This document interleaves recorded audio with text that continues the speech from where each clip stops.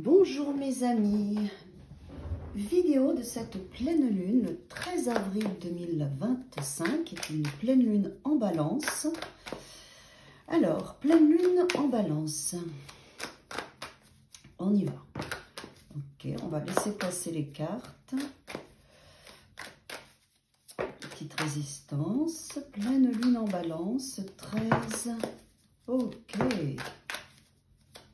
Ce 13 avril. Alors, on en a déjà quelques-unes, on va regarder tout ça.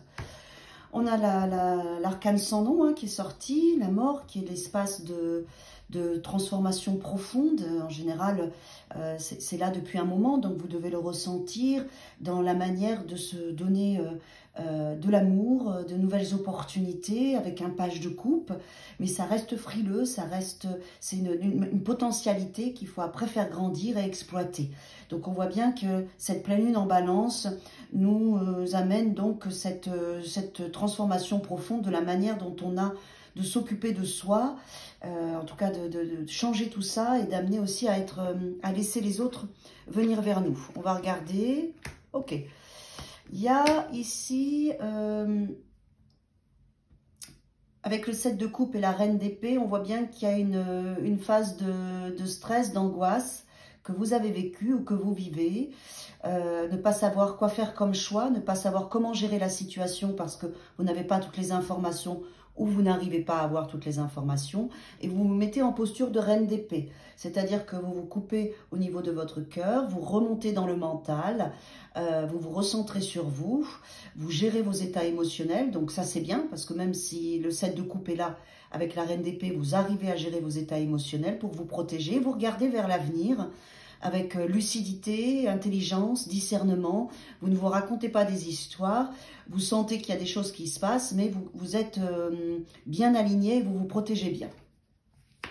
Ok, 5 de coupe, on voit bien que là, on a, avec cette pleine lune, une phase de deuil, quelque chose qui s'arrête, quelque chose qui prend fin et qui a besoin de prendre fin. Le 5 de coupe, c'est pas forcément au niveau émotionnel quelque chose d'agréable, je vous le dis. Après, vous pouvez aussi le voir comme un moyen d'avancer, parce qu'on a quand même l'arcane sans nom qui est là. Et le 5 de coupe, on est dans une pleine lune en balance. Donc la balance, c'est aussi les relations, le couple, mais c'est aussi l'ambiguïté de la balance. Il faut trouver avec la balance le juste équilibre. Sinon, c'est tout le temps des hauts et des bas. Et cette ambiguïté, ce paradoxe-là, c'est très compliqué et ça ressort dans cette pleine lune en balance parce que c'est son énergie. Et là, on voit bien que du coup, ce qui va remonter, peut-être, c'est des choses que vous n'avez pas encore réglées. Et c'est normal, c'est la pleine lune en balance qui fait ça, cette ambiguïté entre le positif et le négatif et les choses pour trouver le juste équilibre. À vous de trouver le juste équilibre, à bien vivre cette transformation, ce qui remonte. C'est le meilleur moyen d'être nettoyé avec la mort qui est là. Donc c'est positif, il peut y avoir du stress. Mais voilà, préservez-vous bien, restez bien dans votre logique et regardez l'avenir, c'est important. On a un 4 d'épée à page de pentacle, un 2 de bâton. Donc il est possible qu'il y ait eu une opportunité parce qu'on a quand même 2 pages là. Donc 2 opportunités, des choses qui étaient présentes. Avec un 2 de bâton, un choix à faire. Quel choix je fais ? Et on a un 4 d'épée qui est là. Donc, le 4 d'épée, il nous dit quand même que vous avez besoin d'une pause, de réflexion, un point de recul, de faire preuve de stratégie. Mais c'est bien parce que là, vous avez ce qu'il faut pour y arriver. Et par rapport au choix que vous devez faire pour une nouvelle opportunité. D'accord ?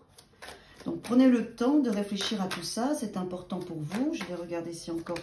Oui, c'est bien parce que c'était là où je voulais regarder. Justement, oui.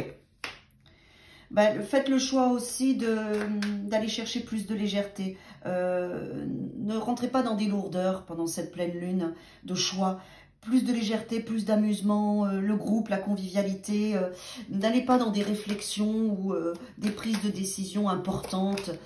Laissez passer un petit peu de cette pleine lune qui fait remonter des choses, oui. Ça vous fera du bien, ça vous permettra de bien vous structurer. Il faut aller chercher de la légèreté, il faut s'amuser un petit peu ce week-end, mes amis. Pendant cette pleine lune, en balance, il faut s'amuser. Voilà, il faut aller vers les autres, il faut aller vers le groupe. Il faut trouver un bel équilibre, parce que c'est important. Ouais. Et là, on voit bien qu'avec le 7 de bâton, gardez bien votre posture, faites bien confiance dans vos ressentis, dans votre croyance. Et aussi, attention à votre mental qui peut vous amener à avoir des idées négatives, à vous flageller, à vous saboter, alors que c'est pas vrai, c'est que dans votre tête, le 8 d'épée, c'est quand même ça. Donc faites-vous confiance, d'accord? C'est un processus qui est là. Il y a des choses qui remontent, bah, ça arrive, c'est ok, ça se transcende, ça se libère, ça se nettoie.